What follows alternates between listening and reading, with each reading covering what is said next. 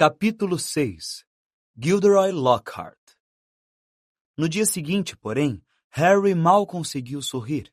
As coisas começaram a rolar morro abaixo desde o café da manhã no salão principal.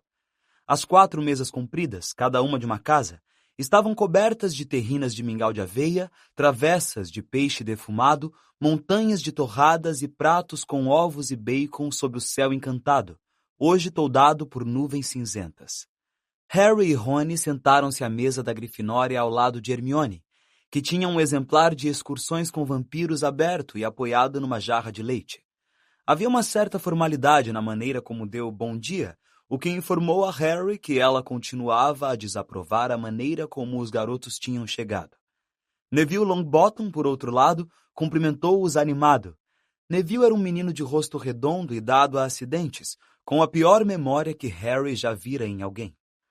O correio deve chegar a qualquer momento. Acho que vovó vai me mandar umas coisas que esqueci.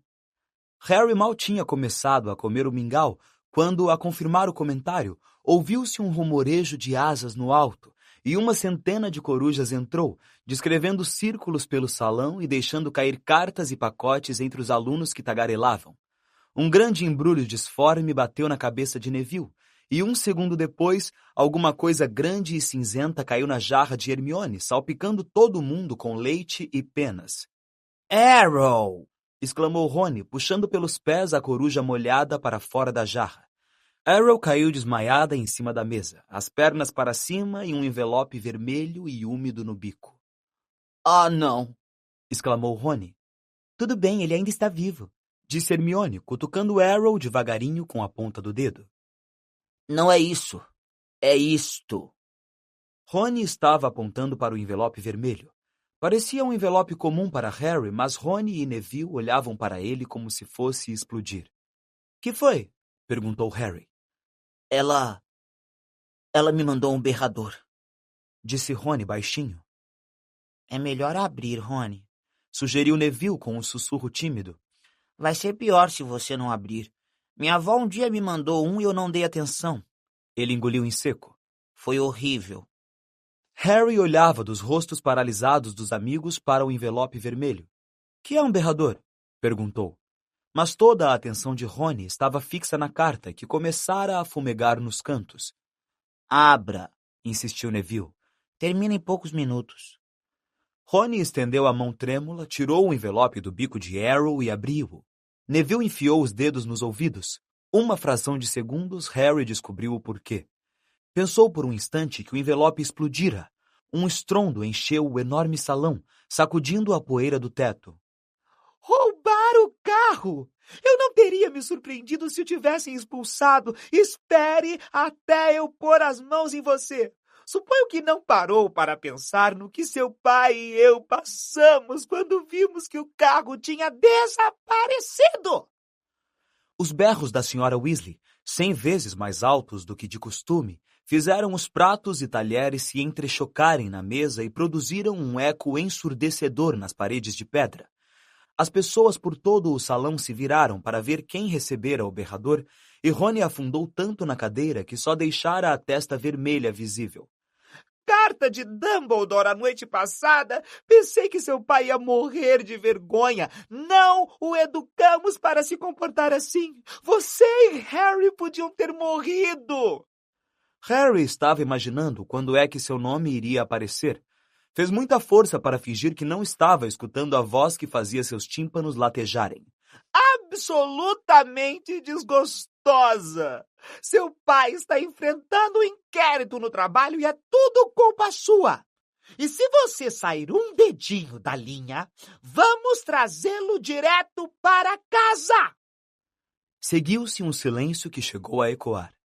O envelope vermelho que caíra das mãos de Rony pegou fogo e encrespou-se em cinzas. Harry e Rony ficaram aturdidos, como se uma onda gigantesca tivesse acabado de passar por cima deles. Algumas pessoas riram e, aos poucos, a balbúrdia da conversa recomeçou. Hermione fechou o Excursões com Vampiros e olhou para o cucuruto da cabeça de Rony. Bem, não sei o que é que você esperava, Rony, mas você... Não me diga que mereci, retrucou Rony com rispidez. Harry empurrou o prato de mingau. Suas entranhas queimavam de remorso. O Sr. Weasley estava enfrentando um inquérito no trabalho, depois de tudo que o Sr. e a Sra. Weasley tinham feito por ele durante o verão. Mas não teve muito tempo para pensar nisso. A professora McGonagall vinha passando pela mesa da Grifinória, distribuindo os horários dos cursos. Harry recebeu o dele e viu que a primeira aula era uma aula dupla de herbologia, com os alunos da Lufa-Lufa. Harry, Ron e Hermione deixaram o castelo juntos, atravessaram a horta e rumaram para as estufas, onde as plantas mágicas eram cultivadas. Pelo menos o berrador fizera uma coisa boa. Hermione parecia achar que tinham sido suficientemente castigados e voltara a ser absolutamente simpática. Ao se aproximarem das estufas, viram o resto da classe em pé, do lado de fora, esperando a professora Sprout. Harry, Ron e Hermione tinham acabado de se reunir à turma quando a professora surgiu caminhando pelo gramado, acompanhada de Gilderoy Lockhart. Ela trazia os braços carregados de bandagens, e com outro aperto de remorso, Harry viu o salgueiro lutador ao longe com vários ramos em tipóias. A professora Sprout era uma bruxinha atarracada que usava um chapéu remendado sobre os cabelos soltos. Geralmente tinha uma grande quantidade de terra nas roupas e suas unhas teriam feito tia Petúnia desmaiar. Gilderoy Lockhart, ao contrário, estava imaculado em suas espetaculares vestes azul turquesa, os cabelos dourados brilhando sob um chapéu também turquesa, com galão dourado e perfeitamente assentado na cabeça. — Ah, alô, pessoal! Cumprimentou ele, sorrindo para os alunos reunidos. Acabei de mostrar à professora Sprout a maneira certa de cuidar de um salgueiro lutador, mas não quero que vocês fiquem com a ideia de que sou melhor do que ela em herbologia. Por acaso encontrei várias dessas plantas exóticas nas minhas viagens. Estufa 3 hoje, pessoal, disse a professora Sprout, que tinha um ar visivelmente contrariado, bem diferente de sua habitual expressão animada. Houve um murmúrio de interesse. Até então, só tinham estudado na estufa número 1. A estufa 3 guardava plantas muito mais interessantes e perigosas. A professora Sprout tirou uma chave enorme do cinto e destrancou a porta. Harry sentiu um cheiro de terra molhada e fertilizante, mesclados ao perfume pesado de umas flores enormes, do tamanho de sombrinhas que pendiam do teto. Ia entrar em seguida a Ron e Hermione na estufa quando Lockhart estendeu a mão. — Harry! Estou querendo dar uma palavra. A senhora não se importa se eles se atrasaram uns minutinhos, não é, professora Sprout? A julgar pela cara de desagrado da professora, ela se importava sim, mas Lockhart disse: — É isso aí! E fechou a porta da estufa na cara dela. — Harry! Disse Lockhart, os dentões brancos faiscando ao sol quando ele balançou a cabeça. — Harry, Harry, Harry! Completamente estupefato, Harry ficou calado. Quando ouvi... Bem, é claro que foi tudo culpa minha. Tive vontade de me chutar. Harry não fazia ideia do que é que o professor estava falando. Ia dizer isso quando Lockhart acrescentou: Nunca fiquei tão chocado em minha vida.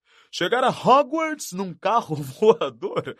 Bem, é claro, eu entendi na mesma hora por que você fez isso. Estava na cara. Harry, Harry, Harry. Era incrível como é que ele conseguia mostrar cada um daqueles dentes brilhantes até quando não estava falando. Teve uma provinha de publicidade, não foi? Disse Lockhart. Ficou mordido. Esteve na primeira página comigo e não pôde esperar para repetir o feito. Ah, não, professor, sabe... Harry, Harry, Harry. Disse Lockhart, segurando-o pelo ombro. Eu compreendo. É natural querer mais depois de provar uma vez, e eu me culpo por ter lhe dado a oportunidade, porque a coisa não podia deixar de lhe subir a cabeça, mas olha aqui, rapaz, você não pode começar a voar em carros para tentar chamar a atenção para a sua pessoa. É bom se acalmar, está bem? Tem muito tempo para isso quando for mais velho. Eu sei o que está pensando. Tudo bem para ele, já é um bruxo internacionalmente conhecido. Mas quando eu tinha 12 anos, era um João Ninguém como você é agora.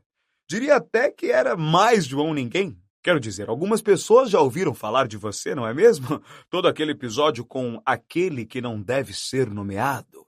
Ele olhou para a cicatriz em forma de raio na testa de Harry.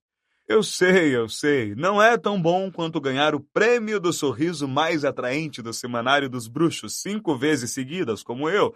Mas é um começo, Harry. É um começo. Ele deu uma piscadela cordial a Harry e foi-se embora a passos largos. Harry continuou aturdido por alguns segundos. Depois, lembrando-se de que devia estar na estufa, abriu a porta e entrou sem chamar atenção. A professora Sprout estava parada atrás de uma mesa de cavalete no centro da estufa. Havia uns 20 pares de abafadores de ouvidos de cores diferentes arrumados sobre a mesa. Quando Harry tomou seu lugar entre Rony e Hermione, a professora disse: Vamos reenvasar mandrágoras hoje. Agora, quem é que sabe me dizer as propriedades da mandrágora? Ninguém se surpreendeu quando a mão de Hermione foi a primeira a se levantar. A mandrágora é um tônico reconstituinte muito forte, disse Hermione, parecendo como sempre que engolira o livro-texto.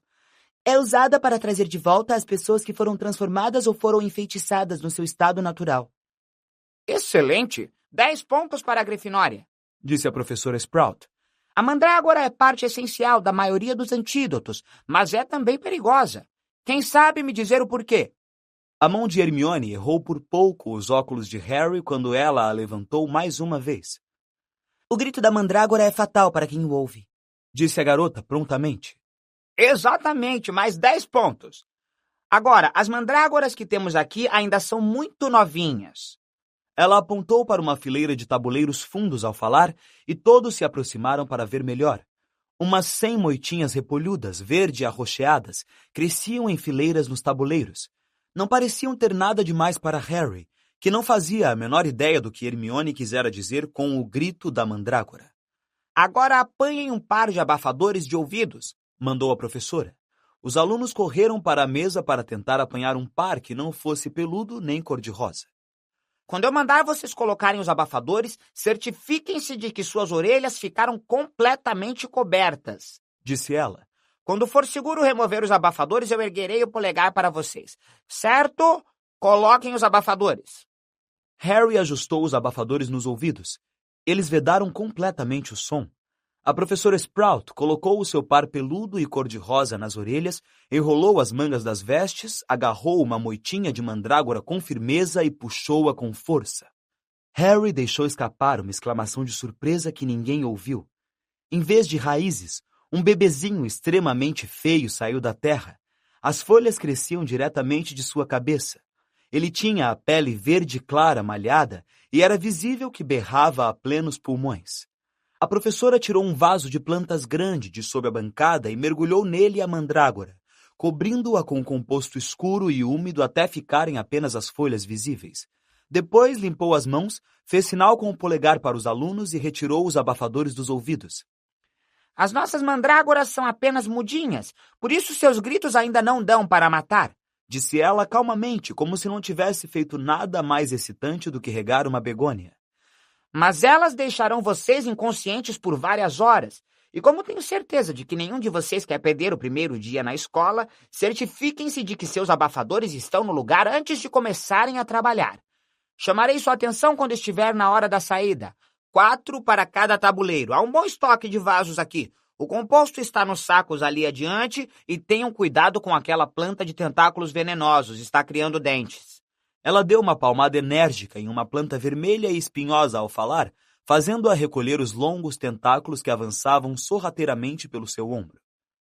Harry, Rony e Hermione dividiram o tabuleiro com um garoto de cabelos cacheados da Lufa-Lufa, que Harry conhecia de vista, mas com quem nunca falara.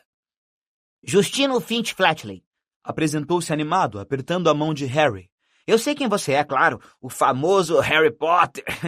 E você é Hermione Granger, sempre a primeira em tudo. Hermione deu um grande sorriso quando o garoto também apertou sua mão. E Rony Weasley, o carro voador era seu, não era? Rony não sorriu. O berrador, obviamente, continuava em seus pensamentos. Aquele Lockhart é o máximo, não acha? Disse Justino feliz quando começaram a encher os vasos de planta com fertilizante de bosta de dragão. Um cara super corajoso. Você leu os livros dele? Eu teria morrido de medo se tivesse sido acuado em uma cabine telefônica por um lobisomem, mas ele continuou na dele e zás! Simplesmente fantástico. Eu estava escrito em Eton, sabe? Nem sei dizer como estou contente de, em vez disso, ter vindo para cá. Claro, minha mãe ficou um pouco desapontada, mas desde que a fiz ler os livros de Lockhart, acho que começou a perceber como será útil ter na família alguém formado em magia. Depois disso não houve muito o que conversar. Tinham tornado a colocar os abafadores e precisavam se concentrar nas mandrágoras. A professora Sprout fizera a tarefa parecer extremamente fácil, mas não era. As mandrágoras não gostavam de sair da terra, mas tampouco pareciam querer voltar para ela. Contorciam-se, chutavam, sacudiam os pequenos punhos afiados e arreganhavam os dentes. Harry gastou 10 minutos inteiros tentando espremer uma planta particularmente gorda dentro de um vaso. Lá pelo fim da aula, Harry, como todos os outros, estava suado, dolorido e coberto de terra. Eles voltaram ao castelo para se lavar rapidamente e então os alunos da Grifinória correram para a aula de transfiguração. As aulas da professora McGonagall eram sempre trabalhosas, mas a de hoje estava particularmente difícil. Tudo que Harry aprendera no ano anterior parecia ter se esvaído de sua cabeça durante o verão. Devia transformar um besouro em um botão, mas a única coisa que conseguiu foi forçar o besouro a fazer muito exercício, pois o inseto corria por toda a superfície da carteira para fugir de sua varinha. Rony estava enfrentando um problema muito pior. Tinha remendado a varinha com um pouco de fita adesiva que pedira emprestada, mas a varinha parecia danificada para sempre. Não parava de estalar e faiscar nas horas mais estranhas, e cada vez que Rony tentava transformar o besouro, ela o envolvia em uma densa fumaça cinzenta que cheirava a ovos podres. Acidentalmente, ele esmagou o seu besouro com o cotovelo e teve que pedir um novo.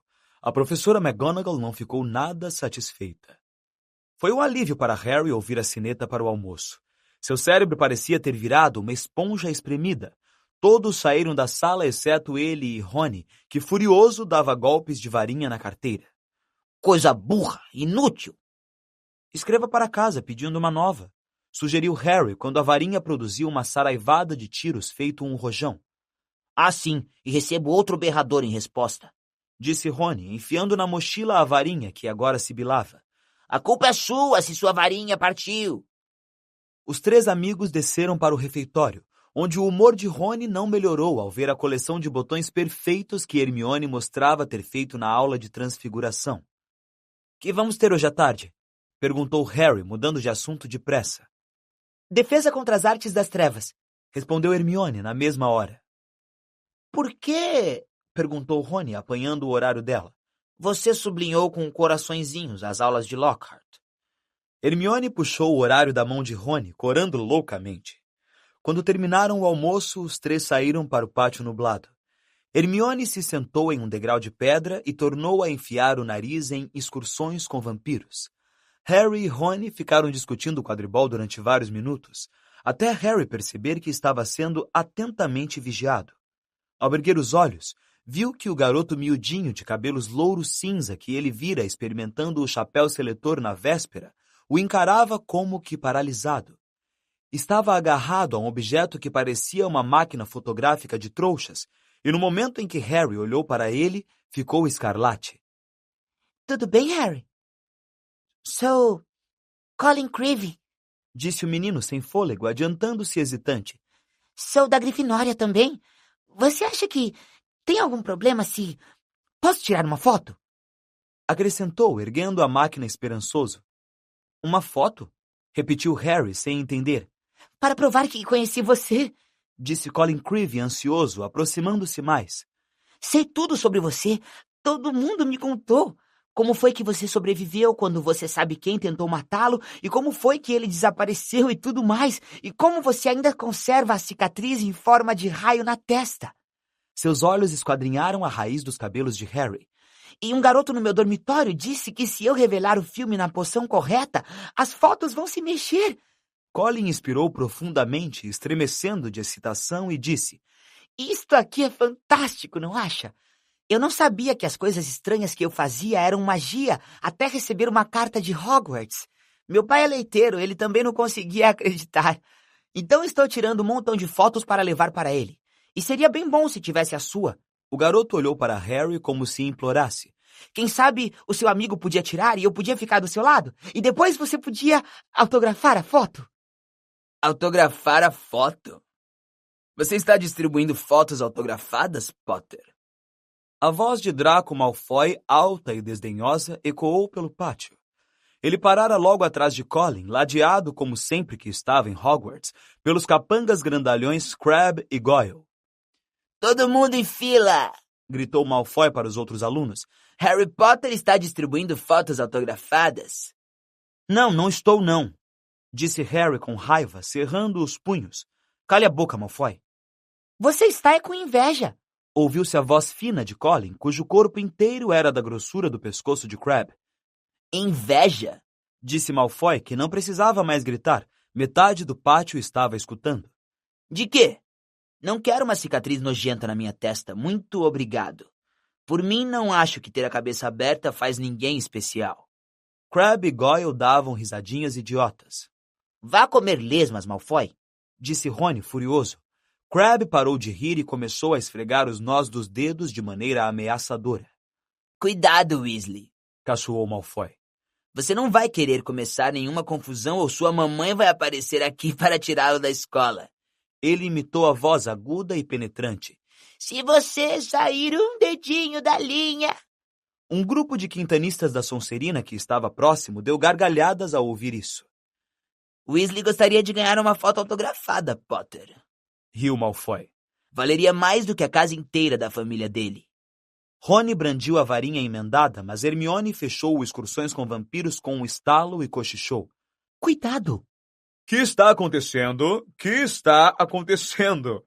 Gilderoy Lockhart vinha a passos largos em direção à aglomeração, suas vestes turquesa rodopiando para trás. Quem é que está distribuindo fotos autografadas? Harry começou a falar, mas foi interrompido por Lockhart, que passou um braço pelos seus ombros e trovejou jovial. Não devia ter perguntado. Nos encontramos outra vez, Harry. Preso contra o corpo de Lockhart e ardendo de humilhação, Harry viu Malfoy sair de fininho, rindo para junto dos outros colegas. Vamos então, Sr. Creevy, disse Lockhart, sorrindo para o garoto. Uma foto dupla, nada melhor, e nós dois podemos autografá-la para o senhor. Colin ajeitou a máquina e tirou a foto na hora em que a sineta tocava as costas do grupo, sinalizando o início das aulas da tarde. Está na hora, vamos andando vocês aí, gritou Lockhart para os alunos e voltou ao castelo com Harry, que teve vontade de conhecer um bom feitiço para desaparecer, ainda preso ao professor. Uma palavra para o bom entendedor, Harry, disse Lockhart paternalmente quando entravam no castelo por uma porta lateral. Dei cobertura a você lá com o jovem Creevy. Se ele estivesse me fotografando também, os seus colegas não iriam pensar que você está se dando ares. Surdo aos murmúrios hesitantes de Harry, Lockhart arrebatou-o por um corredor ladeado por estudantes de olhos arregalados e subiu uma escada. Devo dizer que distribuir fotos autografadas nessa altura de sua carreira não é sensato. Parece meio presunçoso, Harry, para ser franco. Haverá um dia em que, como eu, você vai precisar ter uma pilha de fotos à mão onde quer que vá, mas... Ele deu uma risadinha. Acho que você ainda não chegou lá. Ao chegarem à sala de aula de Lockhart, ele finalmente soltou Harry. O garoto endireitou as vestes e se dirigiu a uma carteira bem no fundo da sala, onde se ocupou em empilhar os 7 livros de Lockhart diante dele, de modo que pudesse evitar olhar para o autor em carne e osso. O resto da classe entrou fazendo barulho, e Rony e Hermione se sentaram um de cada lado de Harry. Você podia ter fritado um ovo na cara, comentou Rony. É melhor rezar para Creevy não conhecer a Gina, ou os dois vão começar um fã-clube do Harry Potter. Cale a boca, disse Harry ríspido. A última coisa que precisava era que Lockhart ouvisse a frase fã-clube do Harry Potter. Quando a classe inteira se sentou, Lockhart pigarreou alto e fez-se silêncio. Ele esticou o braço, apanhou o exemplar de Viagens com Trasgos de Neville Longbottom e ergueu-o para mostrar a própria foto na capa, piscando o olho. Eu, disse, apontando a foto e piscando também. Gilderoy Lockhart, Ordem de Merlin, 3ª classe, membro honorário da Liga de Defesa contra as Artes das Trevas e vencedor do prêmio Sorriso mais atraente da revista Semanário dos Bruxos 5 vezes seguidas. Mas não falo disso, não me livrei do espírito agorento de Bandon sorrindo para ela. Ficou esperando que sorrissem. Alguns poucos deram um sorrisinho amarelo. Vejo que todos compraram a coleção completa dos meus livros. Muito bem. Pensei em começarmos hoje com um pequeno teste. Nada para se preocuparem, só quero verificar se vocês leram os livros com atenção, o quanto assimilaram. Depois de distribuir os testes, ele voltou à frente da classe e falou: Vocês têm 30 minutos. Começar agora. Harry olhou para o teste e leu. 1. Qual é a cor favorita de Gilderoy Lockhart? 2. Qual é a ambição secreta de Lockhart?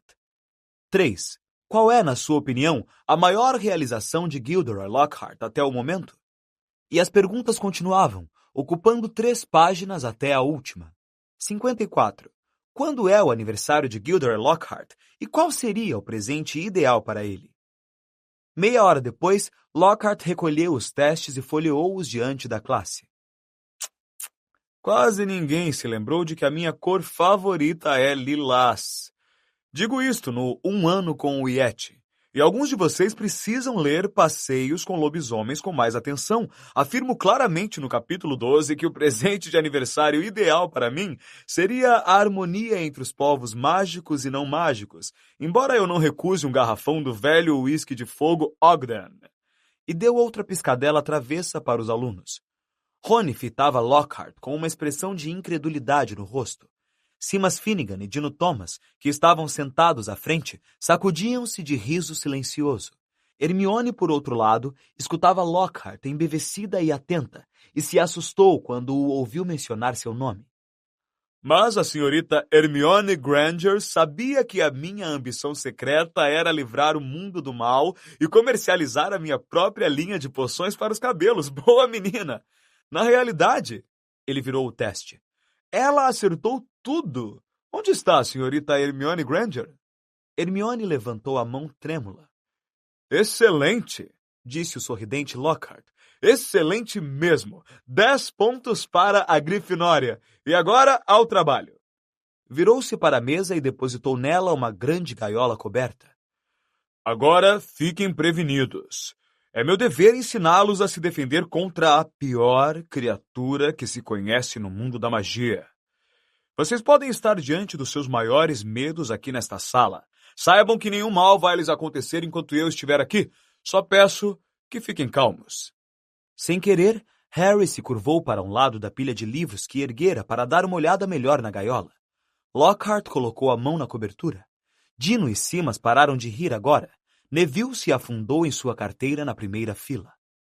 Peço que não gritem, recomendou Lockhart em voz baixa.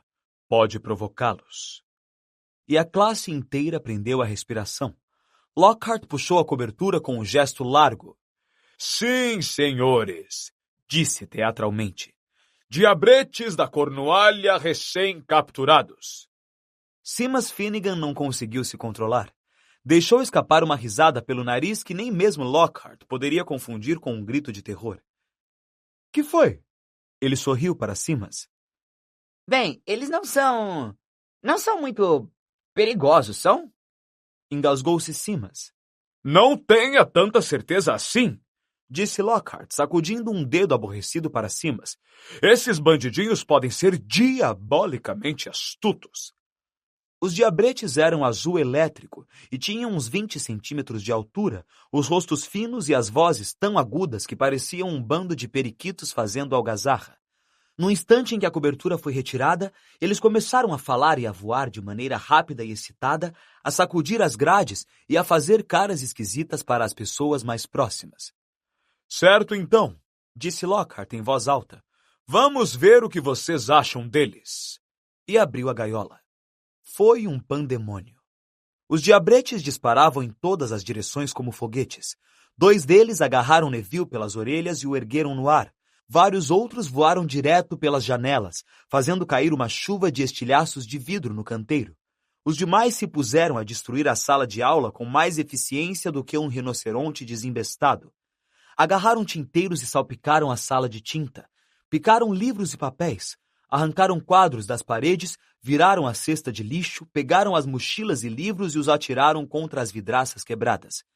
Em poucos minutos, metade da classe estava abrigada embaixo das carteiras e Neville pendurado no teto pelo lustre de ferro. Vamos, vamos! Reúnam eles! Reúnam eles! São apenas diabretes! Gritou Lockhart. Ele enrolou as mangas, brandiu a varinha e berrou. Pesque pixie, pester nome! As palavras não produziam efeito algum. Um dos diabretes se apoderou da varinha e atirou-a também pela janela. Lockhart engoliu em seco e mergulhou embaixo da mesa, escapando por pouco de ser esmagado por Neville, que despencou 1 segundo depois quando o lustre cedeu. A sineta tocou e todos desembestaram para a saída. Na calma relativa que se seguiu, Lockhart levantou-se, viu Harry, Rony e Hermione, que estavam quase à porta, e disse: Bem, vou pedir a vocês que enfiem rapidamente os restantes de volta na gaiola. E passando pelos 3, fechou a porta depressa. Dá para acreditar, rugiu Rony quando um dos diabretes restantes lhe deu uma dolorosa mordida na orelha. Ele só quer nos dar uma experiência direta, disse Hermione, imobilizando 2 diabretes ao mesmo tempo com um inventivo feitiço congelante e enfiando-os de volta na gaiola. Direta? Disse Harry, que estava tentando agarrar um diabrete que dançava fora do seu alcance, dando-lhe língua. Hermione, ele não tinha a menor ideia do que estava fazendo. Bobagem, você leu os livros dele. Vê só todas as coisas incríveis que ele fez. Que ele diz que fez, murmurou Rony.